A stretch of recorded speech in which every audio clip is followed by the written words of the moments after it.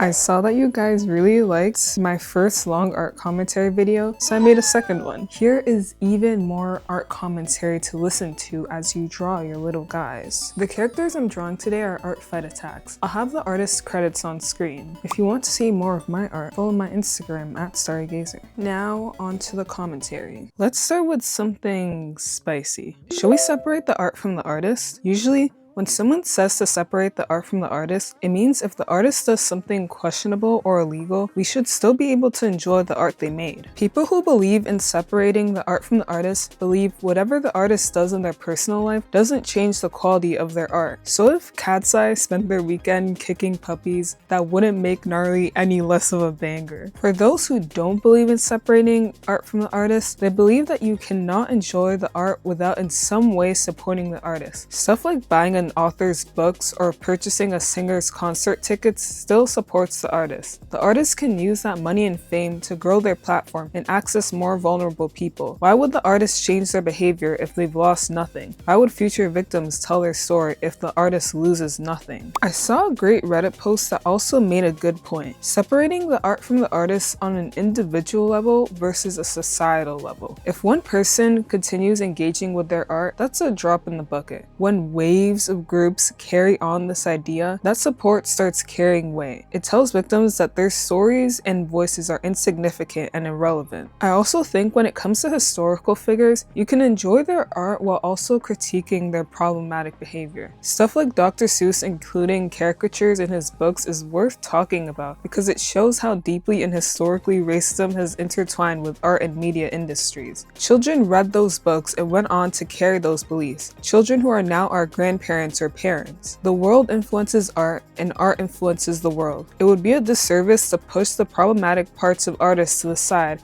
and pretend like it had no impact on current times. If we want to get all artsy philosophical about it, the art is an extension of the artist. The artists base their art off of their own beliefs, feelings, experiences, and view of the world. Learning about an artist's bad behavior can change the way the art is viewed. For example, Will Versa. He made songs taking on this creepy antisocial guy persona. When I was a fan of him, I thought these are all haha parody songs, but learning that he actually did have some of those tendencies in real life, it changed my view of these songs. Now they seem kind of dark. I don't believe in separating the art from the artist in most cases, but there are a few cases where I believe in the phrase. I believe in separating the art from the artist when the art was made by multiple artists. Like if an actor from a movie was exposed, I wouldn't mind watching that movie because there are hundreds of other actors, editors, stage crew, cameramen, and other individuals involved in that production, and it would be unfair to let one actor be the downfall of hundreds of people's hard work. There is also a way to enjoy art from problematic artists without monetarily supporting them. Piracy.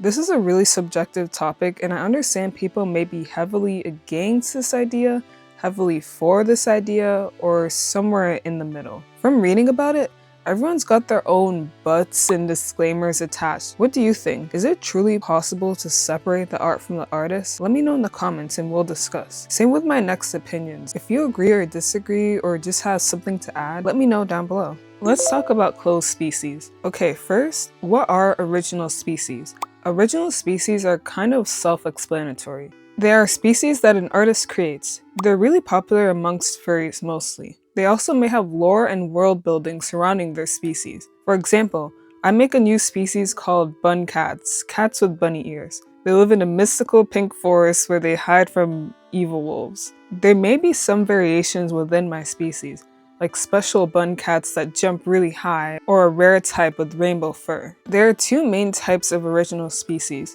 open or closed species. If my species was open, that would mean anyone can make their own bun cat OC. If my species was closed, then you wouldn't have permission to make your own bun cat character. Most times, if you want to have your own character that belongs to a closed species, you have to commission the original creator. Some of these characters go for insane prices, and there might be a limited slot of how many new characters or adopt the creator is willing to make. Buying a character from a closed species may also come with extra perks though, like being invited to a community where you can roleplay and make art of said closed species. You may think, Well, why would I follow the rules of a closed species? I can draw whatever I want. This is where you may come into some issues. So there's this cool thing called harassment.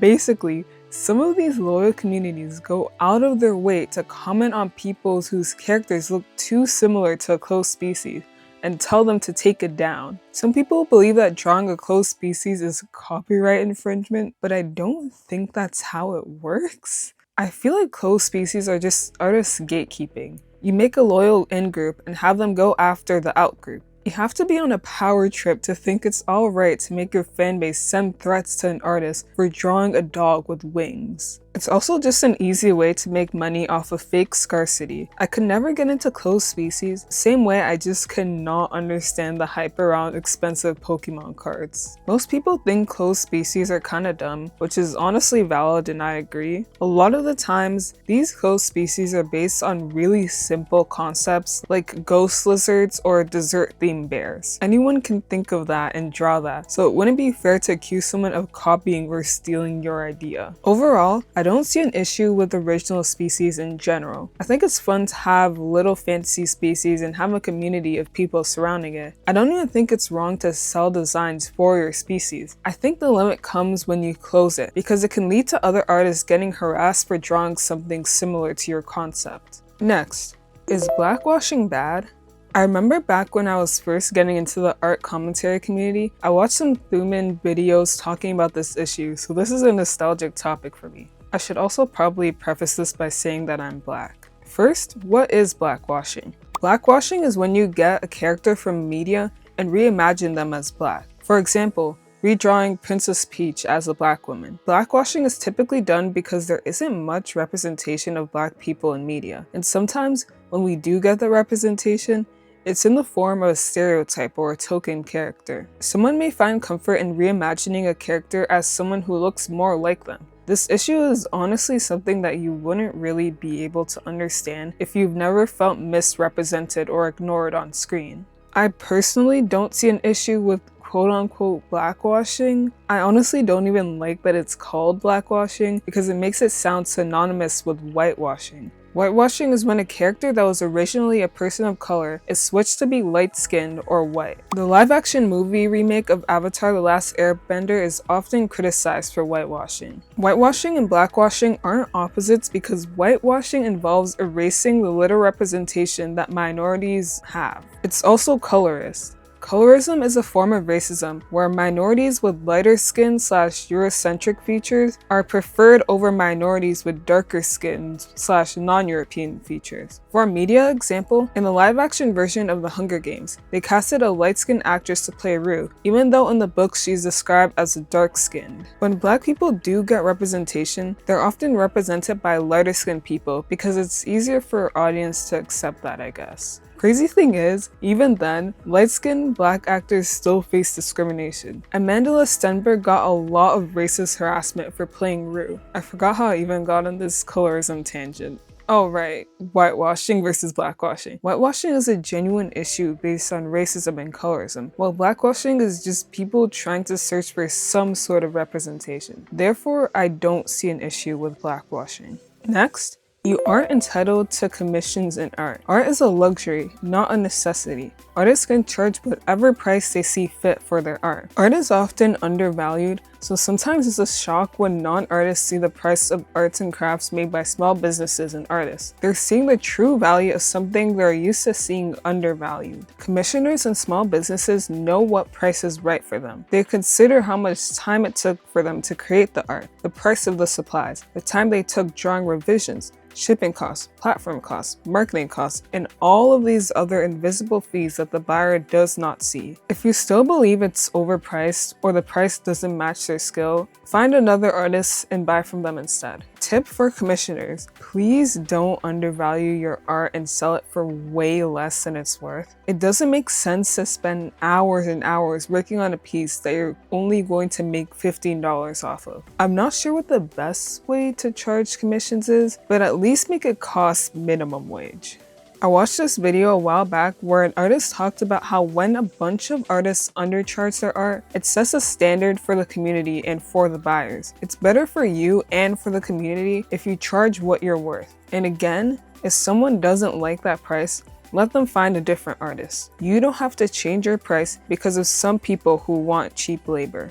Who else remembers that awful, terrible trend, reduce your expectations to 0? It was inescapable on Instagram a few years ago. These begging for followers trends are so cringe. I understand why people do the trends. It's big in the community, which means it's likely to get picked up in the algorithm. This is especially important because ever since Instagram introduced Reels, they basically killed the algorithm. The only way to gain new followers or to have your current followers see your content is to post Reels. Every app is now TikTok. Posting on Instagram isn't as easy as it used to be. Now it's not enough to just make a drawing. You also have to attach it to a trend, record a speed paint, do some editing, etc. If someone's posting art on social media, they aren't just an artist, they're also a content creator. I understand this artist versus content creator struggle. For most of my speed paint videos like this one, about 30% of my time is spent drawing. The rest is spent scripting, recording, editing, and making thumbnails. You want all of that work to be worth it, so understand why an artist would feel the need to play into trends so that they can give their accounts a boost. There are better ways to draw users to your page rather than doing these self-deprecating trends though. They put people off and it makes it look like you're begging for attention. People end up following out of pity, not because they like your art. I think the trend and similar trends were funny at first, but once it got oversaturated and every reel you see uses the same audio, it gets annoying.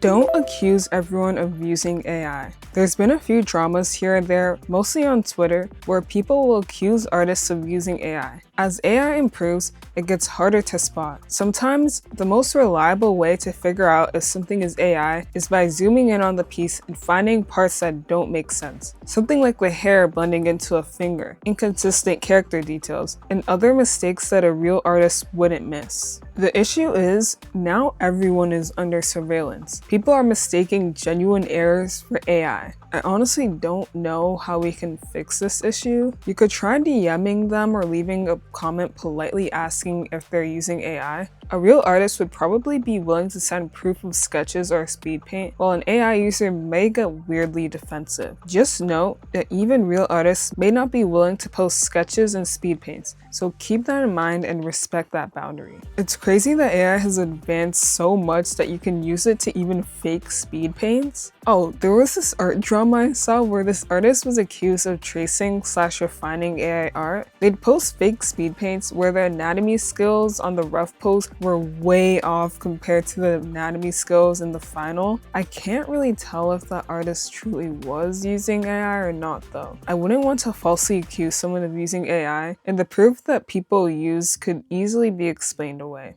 Anyways, I'd say maybe don't accuse someone of using AI solely based off of one artwork. Check if there are weird mistakes that point to AI all over their page, sudden large improvements in their art, daily posts of really detailed art, and other hints at AI use.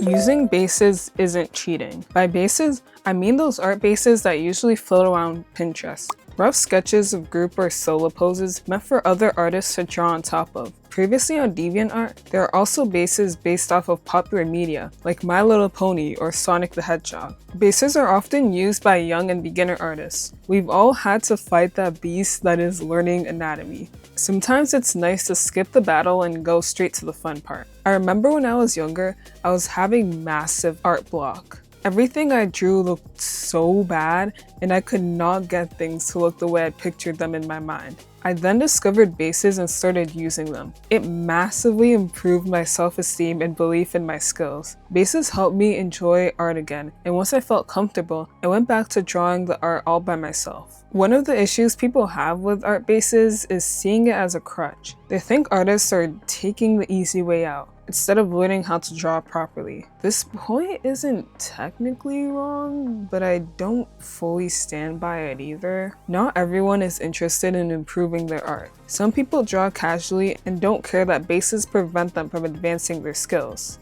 Some people also don't consider art made using bases to be real art, since the artist didn't fully create it themselves. I think the work can still be considered original, it's just made using a shortcut. They still made most of the artistic choices, like the coloring, the character design, the line work, etc. I do have a reminder for you guys though. If the creator of a base says to give them credit when you use the base, make sure to give them credit. They're helping you and giving you free resources. Don't take advantage of that kindness. A related point, for some reason people think using references is cheating. References are a foundational part of making art. For hundreds of years, artists have used references to make art. You can't just visualize anything you want to make, especially if you're a beginner. You haven't built up that mental library, so you're probably going to need to search up lots of references. When I was first starting, I'd spend a quarter of my time drawing just looking for references because I had no idea what I was doing. Using references isn't cheating. It's a core, near necessary part of the art process. I will say that maybe don't try relying on references too heavily. Again, when I was first starting, I spent forever looking for references. And of course, I used my favorite website, Pinterest, to do that. I think searching for references sometimes turns into procrastination though. Sometimes it's more fun to look at aesthetic images and beautiful art rather than spend an hour drawing and redrawing the pose that you can't get down. But I don't know, maybe that's just a me thing and I had no self-control. Do you guys also go down reference rabbit holes too? Please don't tell me I'm alone in this. Anyways, if you rely on references too much, you don't get the chance to test your mental library and imagination. If you try drawing using the information you know instead of looking at an image, you get more thoughtful about the piece. How does the elbow bend? Where do the knuckles go? Would the neck be visible at this angle? I'm not saying to drop references entirely, of course. It's just good to test out your imagination and knowledge sometimes. You may be surprised at how much you've learned. Okay, I have this thought every time I watch a video talking about TikTok art drama. A lot of these art opinions and discourse on TikTok are just rage bait. So many times, it's just someone saying something so extreme and disagreeable that it feels manufactured to piss a bunch of people off. It's like how if you opened up your Twitter For You page right now, you'd probably see some tweets where someone says something so dumb and unreasonable. Then their replies are filled with people calling them dumb and debating their point, falling for the rage bait. It's all for engagement. The more controversial your take, the more comments you'll get with people agreeing or disagreeing and causing debates in their comment sections. This boosts the video to even more people, then more people get mad and the cycle continues. Honestly, I can't tell what frustrates me more, rage bait or people falling for rage bait. We end up having this pointless discourse over a belief that no one genuinely has. In a similar vein, some people post rage bait comments. Stuff like claiming something that's very obviously made by an artist is actually just AI, or that entire drama around people saying artists have a pro-shipper art style. The pro-shipper art style is undefined because it's not actually a thing. It's just easy to annoy someone by saying they draw like a If someone says something that annoys you really bad, take a step back, take a breath, and consider if it's worth it giving this person the attention they desire.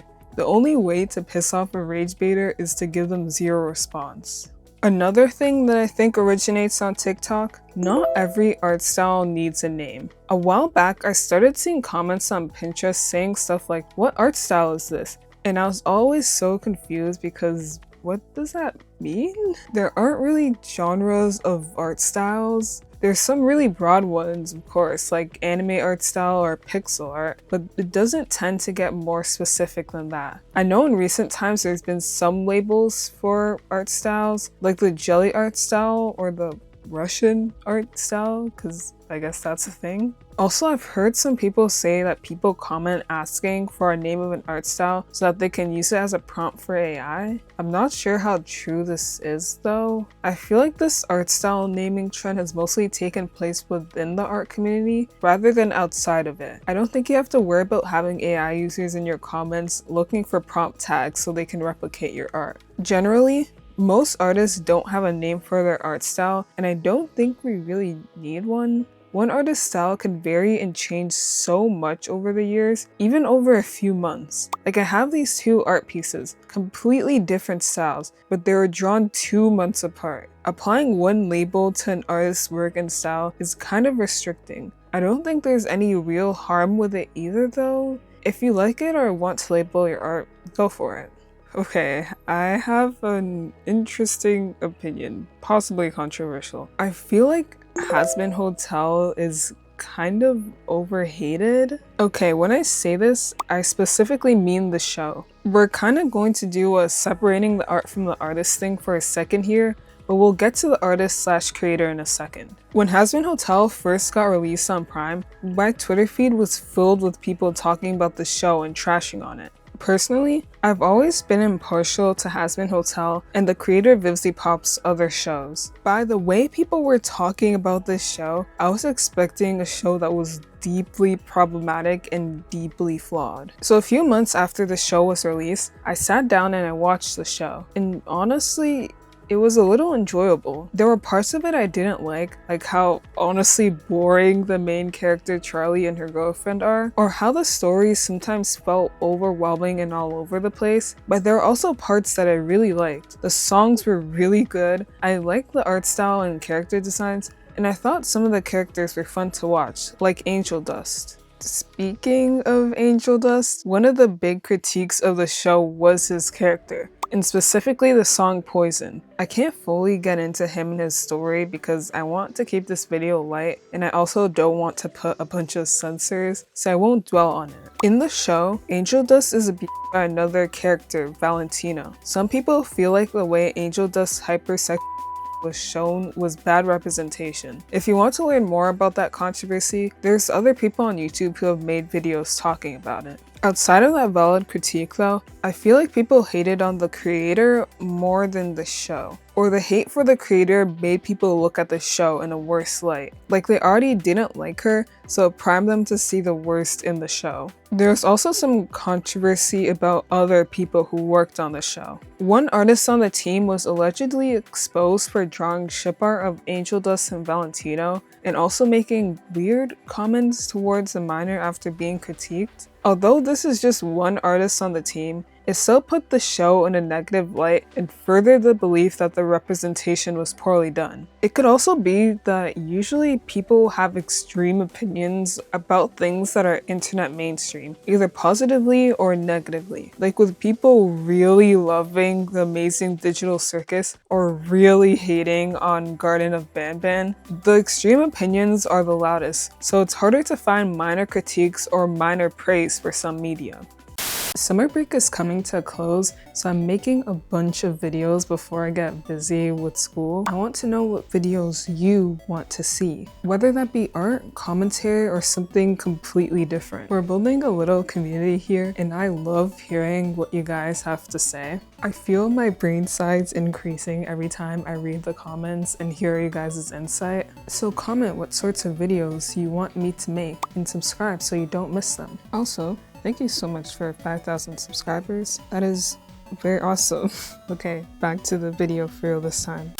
Oh my gosh. Okay, I don't know why this even has to be said, but don't put your art into AI generators. There's been a few trends in the art community that involve AI, like the microwave trend. There was this app or website where if you give it your character, it'll use AI to make a character turnaround. This is one of those cases where I wish AI was just left in the hands of artists, because that would genuinely be an amazing tool for artists and animators, but that's not the world we live in, and feeding your art to these AI generators is training the model so they get better at replicating and stealing art. You're giving it free material to work with. Also, apparently some artists use AI to make art references. Even putting the environmental concerns and art theft aside, the image itself is probably going to have so many errors that it would render it useless. Your character is going to end up having 6 fingers. But yeah, please don't participate in AI art trends if you see them going around. There are better things to do with your art that don't harm the media nor the community community. Oh, I saw a comment from one of you guys that talked about how people label caring about things as being a tryhard. I saw a reel where someone posted comments they got on an animation meme they made about a fandom that kind of died a few years ago. There were comments saying stuff like blank fandom in 2025, this is corny,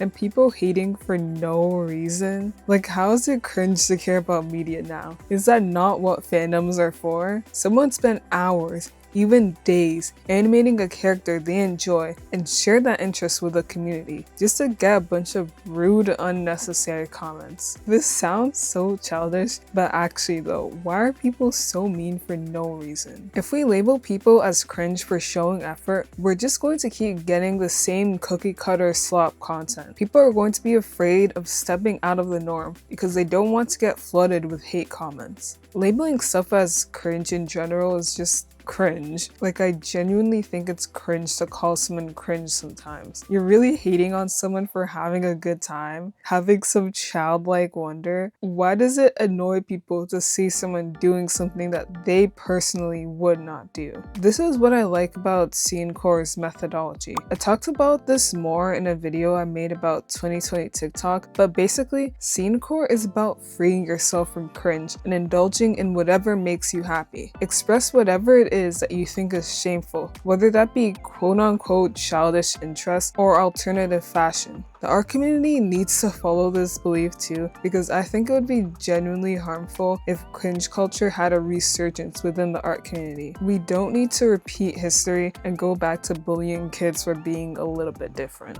Speaking about art internet history, let's talk about DeviantArt. I wish we could have a true DeviantArt replacement. I didn't know about DeviantArt in its peak, and I regret that ignorance every day. It sounds like it was such a fun place, just sharing your art and fan art, making art friends, joining art communities. It was just for artists too, so you don't have to make your content broadly appealing like you would on a regular social media platform like Instagram or Twitter. And oh my gosh, no short form content prioritization. I don't know, I'm probably looking at it with rose-tinted glasses because I never use the site, but from what people have said about it, it sounds like it was really fun. I feel the same about Tumblr. The site seems like a fun place from what people have said, but it's so overwhelming for new users, at least in my opinion. I'm not used to its tagging system and how it's primarily for people who are into fandoms. I'm not that into fandom culture, although I've always wanted to be because it looks so fun. It's hard to get into Tumblr if you're not looking for art from a specific media though. What I do like about it is that apparently content doesn't die a week after posting it. Like how on YouTube, if you post something, you can keep getting views on it months later. There's been a few art social media platforms and apps that always seem like they're going to be the new social media made just for artists, but everyone always forgets about them after like a week. I'm not sure why they never last, to be honest. Maybe because they're still empty, so you're just posting to the void. I feel like these new art apps have to have some sort of campaign or other marketing strategy to get people to stay on the app for longer than a week and show what superior features the app has to offer. Okay, big surprise, I have another thing I'm going to blame on TikTok. There are so many art tutorials that aren't tutorials at all. They're process videos. Nothing is explained. They'll be like, so I render the hair like this, then I render the eyes like this, then I shade the skin like this. That's not teaching anything. You're just narrating your process. There's a difference between that and going, so when shading the hair, you put the lighter colors closer to the face and the darker colors further away. Explain why you're doing what you're doing. I say this is mostly a TikTok thing because whenever I see these tutorials on Pinterest, it's always a re-uploaded TikTok. It's kind of just frustrating because it makes it hard to find real tutorials when your feed is filled with processed videos. A tip when making a tutorial, make sure you're explaining why you do the things you do. It doesn't have to be a full detailed lecture. Even a sentence explaining why you shaded with a desaturated color versus a saturated one could be really beneficial to someone learning. Beginners don't know why you're making the choices you make, so don't assume they'll pick up on why you're drawing in a certain way. Another thing, you can also just call it a process video instead of a tutorial. People can still learn stuff and learn how you draw based on watching a process video. It's just a bit more difficult and requires some prior art knowledge. Okay, this isn't much of a critique, just something I've noticed. The jelly art style is kind of limited. Like 90% of the art I see in the jelly art style is a headshot of a girl looking at the camera with pouty lips or a soft smile. There isn't much diversity in poses or perspectives, or even how much of the character is being drawn. It's a beautiful art style, and I'm envious of anyone who knows how to give drawings that wet look. For the past few months, I've been trying so hard to figure out how to give my art that glossy look. I feel like I'm pretty observant when I look at art, but I still don't know how to do it. Someone please help me. Anyways, back to the style. I wonder how a jelly art style cat would look, or a house, or a whole forest. I don't know if anyone else can relate, but I find it so hard to draw environments in my style. I can draw a person just fine, but having to draw the chair they're sitting on, I might die. This isn't hate on the style at all, by the way. I think it looks really great. I just feel like it has a lot of potential if people are willing to push their subjects a little bit more. Adult animation should have more whimsy. Disney cartoons are some of my favorites, specifically Gravity Falls and The Owl House. I'd like an adult animated show that has the same whimsy and charm as those shows, while still catering to an older audience. I feel like most adult animated shows I've seen try to veer really far away from anything that would be considered childish so that adults can know this is for them. But why can't we also get some silly cartoons, some magical adventures? Since I'm out of high school, I've been wanting to watch more media featuring college-aged people, but I'm realizing how little of that there is. Like most shows I see on Netflix are either about high schoolers or grown adults. It's kind of weird because I feel like that's a huge market that's being completely skipped over, especially because there's some shows that would make more sense if they were about young adults, like the classic example of Euphoria. No one in that show even looks like a high schooler. I have to suspend so much disbelief when I watch it because it looks like a bunch of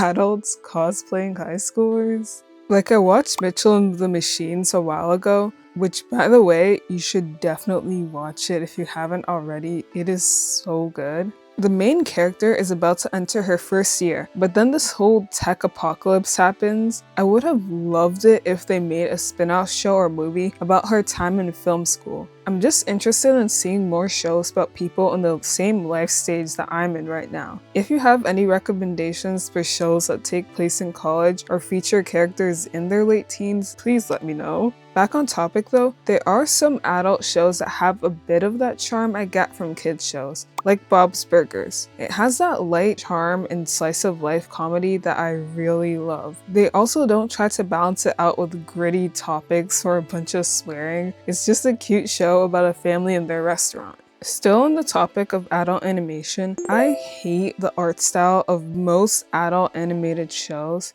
I'm specifically talking about the art style in shows like Big Mouth, American Dad, and even my beloved Inside Job. Okay, side tangent, I don't even know if I want Netflix to touch animated shows anymore. They always give us these amazing shows just to leave us on a huge cliffhanger and cancel it. Like Dead End Paranormal Park. It actually hurts. The representation in that show, the story, the characters, there were so many good things about it. But of course, it got hit with that 2-season curse. It's hard to get interested in new shows Netflix releases if there's a 60% chance the story will never get resolved. Sorry, okay, back on topic. Damn, I feel like I could make a whole video where I just ramble about things like a podcast. I guess this video is already kind of like a podcast. Okay, anyways, back on topic for real this time. I think the thing I hate most about adult animated shows are the buggy eyes. I feel like if they just remove that detail, just make the eyes a little smaller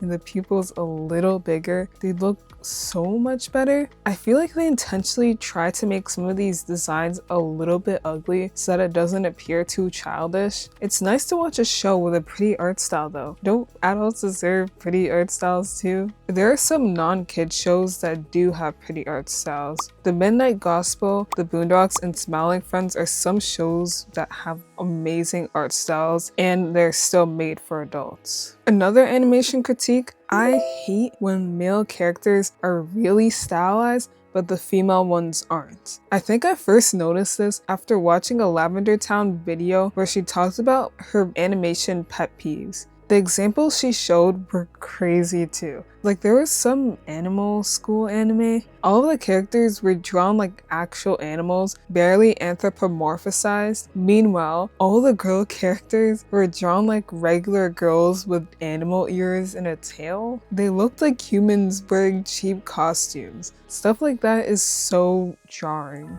Or when they give the female characters human boobs, it looks so stupid. Especially when they tried to make the animal kind of curvy. Like, why is the mouse trying to make me hard? Please stop. The only time they'll heavily stylize female characters is when they want them to look kind of attractive, I guess. This is why I love V-Stars. Female and male characters actually look like full animals. They've kind of got that human boobs on animals thing going on, but I can let it pass because it's not too egregious. Okay, this is a thing I really dislike about the art commentary community. How some YouTubers fearmonger with extreme titles. Let me first explain what fearmongering is. I'm quoting Google here. Fearmongering is the action of deliberately arousing public fear or alarm about a particular issue. Sometimes I'll click on an art community or drama video like, "This art trend will end the art community," and it's just a mildly harmful art trend. I always click off halfway through because I'm like, why is this even worth covering? Especially the ones that are just about rage bait. Again, I feel like so many of the popular dramas within the art community is just people falling for rage bait. It's just kind of clickbaity to make a title that extreme when the thing you're talking about isn't even that serious. It's what get clicks though, so I don't expect people to stop doing it. I just block channels like these and move on nowadays. Okay, for this next thing, I feel like it's a huge thing that holds back so many artists and aspiring content creators. You don't have to be good at art to post it online. This belief is holding you back. I've liked art ever since I was a kid. When I was 12, I discovered storytime YouTubers and I decided that that would be my career. I am going to be a YouTuber. I didn't want to start right away though. I thought my skills weren't good enough yet, so I started with drawing a lot every day to practice. Then after a few years, I went, wait, what specific skill level do I have to be at to start posting? I'd spent all this time aimlessly running towards an invisible finish line. If you want to start posting art or videos, just do it now. There's never going to be a moment where you think, okay, now my art's good enough to be shown. You're always going to find a flaw in your art because that's what the art process is. Artists never stop improving, so you'll always find something off about your stuff. As for the skills you need to post, especially on long-form platforms like YouTube, you'll learn those skills as you go. I spent a long time watching videos on how to be a YouTuber instead of doing the thing that actually makes you a YouTuber, posting videos. Your first few videos are probably gonna kind of suck, but over time as you learn from your mistakes, your videos will improve. You can always set those first videos to private if you think they're too cringe. I'm probably gonna do that with a lot of my first videos eventually. It is really fun making videos, and if any of you guys are thinking of making a channel, do it. Do it now. Set up that account and start posting whatever it is that you like. Experiment. Try out different genres. Make whatever it is that makes you happy. Don't let that fear of not being good enough hold you back. Okay, I'm going to need you to take this with a huge grain of salt because I'm not a professional artist. The most I've done were some art classes in high school. I believe that you don't have to learn art by starting at the fundamentals. When you're first starting art, every guide tells you you have to learn color theory, anatomy, and foreshortening, and shading, and all of this technical stuff. and I just don't think that's entirely necessary when you're starting out. I think it's honestly harmful to beginner artists to tell them to overwhelm themselves with all this technical knowledge. It's unsustainable and they're just going to get bored of it and burn out. Like every year, I set the goal to learn the fundamentals, and every year I don't follow through because I'm just not interested in it. My art would greatly improve if I did focus on improvement, but I just don't find it interesting or necessary. You also will never fully learn the fundamentals because art is a skill that you're always going to build on. There's always going to be more things to learn, more flaws to improve, so it's hard to know when it's time for you to leave that fundamental stage